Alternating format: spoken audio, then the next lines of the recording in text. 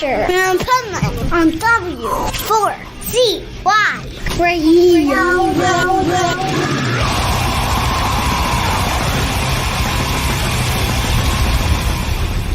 Wake up, America! It's time for the Adventures of Pipeman on W4CY.com, West Palm Beach's #1 internet radio station. Here's your host, the Pipeman.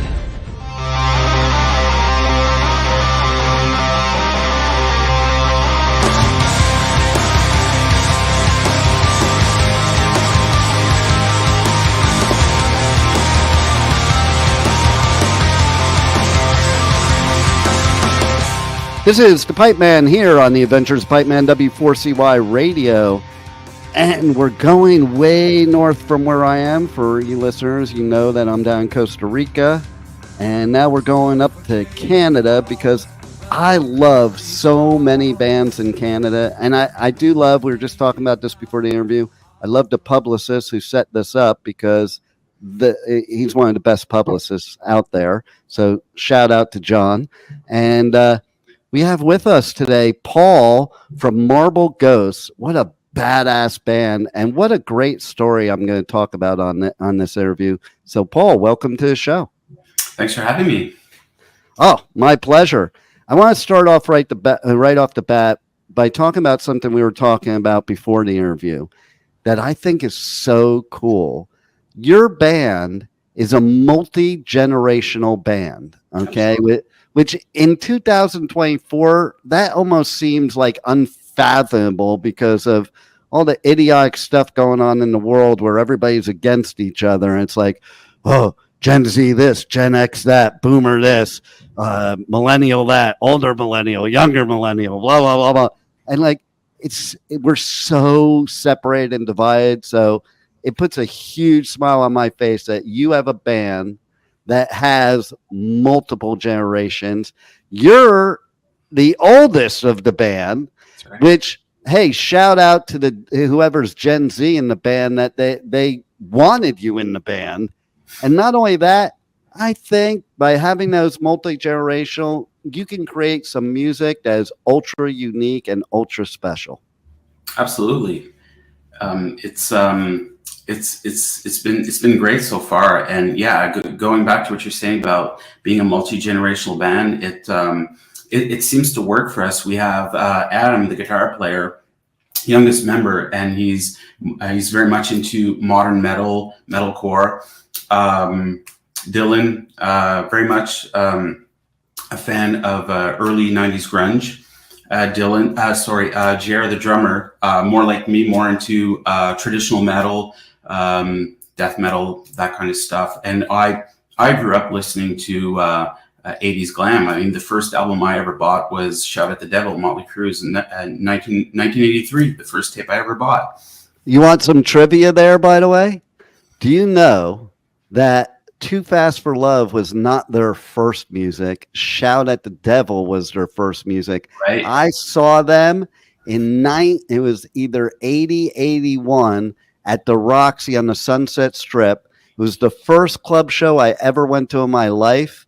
And I was like, oh my God, I'm never going to a real concert ever again. And all the songs were off of Shout at the Devil. They had a couple of the Too Fast for Love, but it was mostly Shout at the Devil. Oh, that's awesome.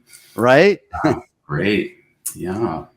So another thing I want to talk about is, okay, so your single Old School. Yeah. Okay. What I like about what you guys are writing about is against all the, I'm going to be blunt, the bullshit going on in the world, especially in 2024. And see, it's funny because I can put multiple meanings to that name of that song. But the point is we really need to get rid of all this hate in the world, no matter what the hate is, whether it's against the LGBTQ community or whether it's against metalheads that don't play the same metal as other metalheads. Yeah. Like, because that's what I grew up with in the 80s. It was like, you had to be the gatekeeper. I remember, I saw Slayer's first show and Metallica's first show ever. And after that, my friends were like, okay, you got to burn all your Motley Crue shit because you can't listen to Slayer and listen to Motley Crue. And it was just stupid. I also interviewed Josie Cotton a few times. We've become friends. And the first time I interviewed her, I'm like, I couldn't listen to you in the 80s. I wasn't allowed, because you were new wave. And God forbid I should listen to new wave, and that is something I love about today in 2024 is like those gatekeepers are very far and few in between. And, we have bands like you that are spreading love and togetherness and unity. And that's what I love about your music most of all. So tell us from your perspective more about the single Old School. Dylan wrote the lyrics. He wrote the lyrics to all the songs. He's very intelligent, and he seems to have a good grasp on, all things, all the social political issues that's going on in the world, from basic human rights, women's rights, and LGBTQ, what you had mentioned before. And it's just it's and in this single, it's mostly like basically we're talking about how you have religious values today are not or say the old school religious values don't really relate to today's climate. And we're not an anti-religious band, but we're just saying, with the rise of secularism, it's just important to know that we just can't continue being divided or imposed on these old world values that just do not apply today. And it's horrible sometimes. I'll tell you something interesting you probably don't know. And I was just talking about somebody with this recently. It's interesting bringing up the religious aspect because I'm a Jew. And even a lot of Jews don't realize this, but in the Jewish Bible, before there was ever such thing as Muslim or Christianity, there's no negative reference against anything LGBTQ. As a matter of fact, it does mention about there's a minimum of 6 genders. It talks about Adam probably was intersex. And there's no reference of sin about anything having to do with anybody that is gay and it actually, the Old Testament is full of gender fluid statements in it. Yeah. And that was the one that, if you're going to believe in that, came from God. Christianity and Muslim came from prophets, if you're going to believe in that. And they're the ones preaching that it's immoral and it's an abomination. And it's like, where did they even get that from? Because they didn't get it from God, is my viewpoint. Whether you believe in religion or not, like, I believe God is a God of love and loves all of his creatures. And if there is a God, why would the God hate anybody that they created? I totally agree. And, you fast forward to the New Testament, and it's difficult to understand what's written in there. I've never read the whole thing through, but you have to have like a bunch of men writing these rules for you, and that you have to adhere to these rules, whether it be traditional or even misogynistic, and it's inequality. As for me, I've never been a religious person. I consider myself an atheist with maybe agnostic tendencies, I would say. And I never really was. I always appreciated people who believed in God. It's just don't believe in the fluff that surrounds that. Just believe in like you say, a God of love. And right now it's division right now, and it's difficult. It's terrible. And it's like, whether somebody believes, doesn't believe, I think it's also a human right too. Like, exactly. I'm a Jew that also believes in Buddhist philosophy, spirituality, New Age. I even have agnostic points of view. And in Judaism, that's quite all right. You're allowed to, like you're told not to believe, to study and learn. And you're told to, basically just be a good person, man. It's and question everything, because it's the only way you learn, not just because I said so type of thing. That's right. And so I'm so happy about a band like you that's like spreading this same type of message, because listen, I don't really get why people care what other people do as long as they're not intentionally harming people. I say, you do you. You know, it doesn't affect my life in any way. Like these people that are against gay people, how does it affect their life? I don't understand. Or they're against trans. How does it affect their life? I don't understand. And we need music, because music's always the greatest message. And we need music like yours to spread a message to maybe turn things around. I agree. And I mean, and Dylan has multiple topics in the other songs talking about all other kinds of injustices. And basically, and I agree with you. It's like, to me, it's like, you know, to be a good person, you don't need a moral code to be a good person. I don't know. I find that's ridiculous. Who decided the moral code too? Like you said, a bunch of men. That's really what the New Testament is, a bunch of men that wrote it. Like they're the ones deciding. Exactly. And I mean, if I would belong to any church, it would be the Church of Common Sense. I love that. Yeah, but I don't speak for all the band members, but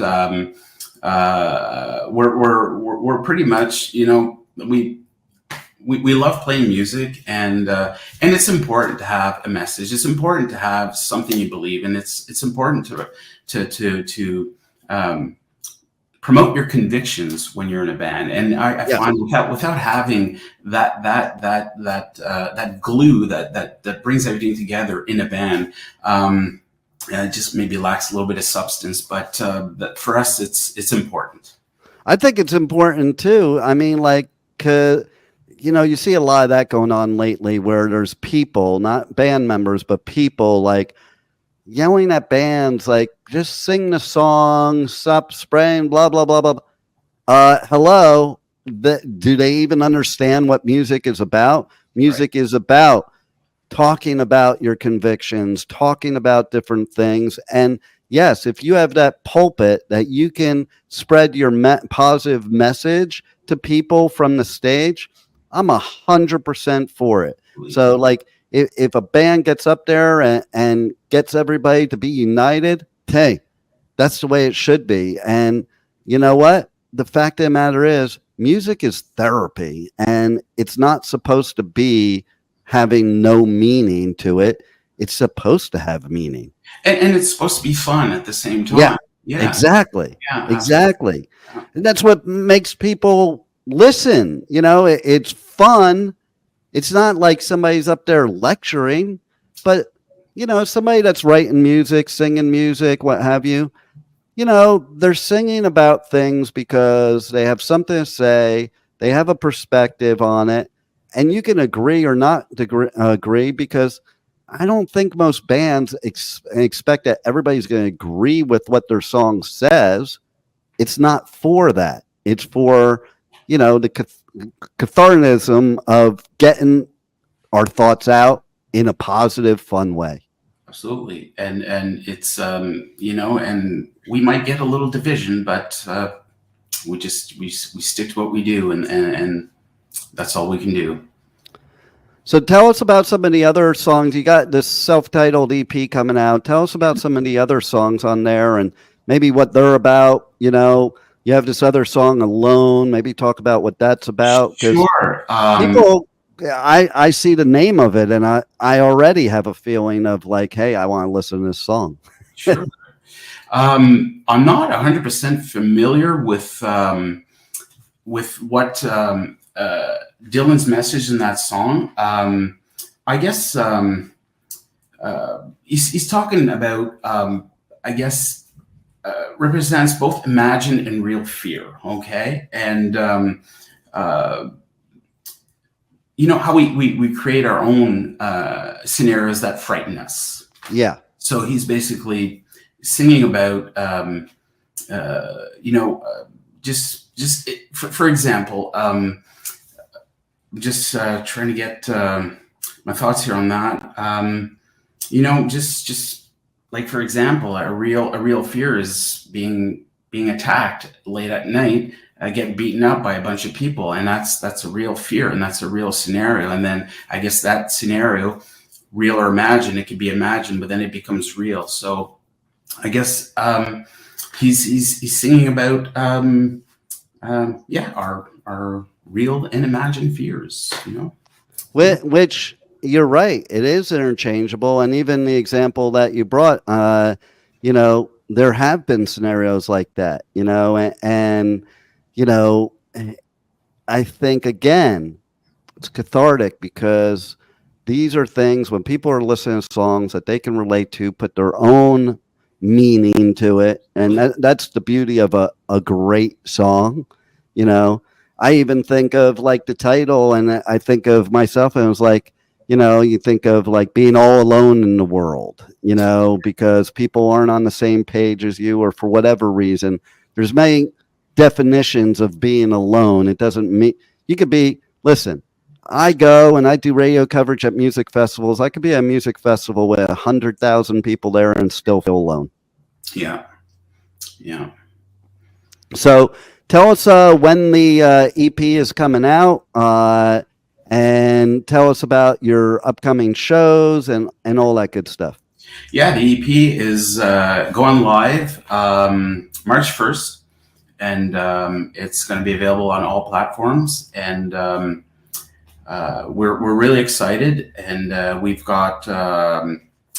got our CDs in the mail today. We had them printed, nice. And so we got actual tangible product to sell. I love it. So we're looking forward to that. And our EP release show is on February 29th at the 27 Club in the Market here in Ottawa. And I think it's going to be a great time. So we're opening for a great rock band, local band called Taming Sari, and a great Australian rock band called the Lazies. And I think it's just going to be just a great party. It's going to be lots of fun. We're looking forward to it. I love it. And how do people connect to you guys on social media, YouTube, all that good stuff? Yeah.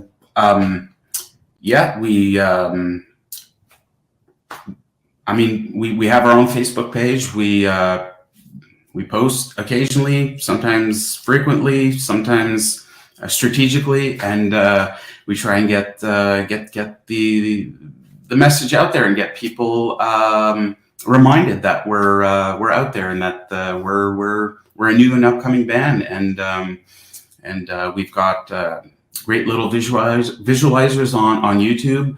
Instagram, so that's all going great, and also word of mouth, and that's, I'm old school with that kind of stuff. There's the old school right there. I love it. Absolutely. Is there anything else you want the listeners to know about Marble Ghost that we haven't covered already and that they should know? I guess musically speaking, I just wanted to touch base on the fact that, like we were talking about, multi-generational band. And what I think is really great is that we only bring in our little eras of influences in the music. And I think that's fantastic. We do consider ourselves a modern rock band with maybe a hint of metal. And we just get along great. The writing process is going great. We've got 5 new songs for another EP, so we're going to be heading back in the studio, or doing our parts in our little studios and getting it all mixed in my friend's studio. So next 2-3 months, we're going to be releasing another EP. So I think as far as musically, to me, it's interesting. I mean, I'm an 80s metal guy. And I've never really had the opportunity to play more modern rock or modern metal or anything like that. But it's the songs are to me are incredible, and I just love being in this band, and we all get along great. We all gel, and we all get along. We all have our own we have our own opinions about what we want to do, but we all come to an agreement, and it works like a collective. And it's actually one of the most easygoing bands I've ever played in, and that to me is that says a lot. Greatest thing. Yeah, I love it. I love you guys. I hope everybody checks you guys out. Music is badass, and hey, thanks for being on the Adventures of Pipeman. Thank you. Appreciate it. Thank you for listening to the Adventures of Pipeman on W4CY Radio.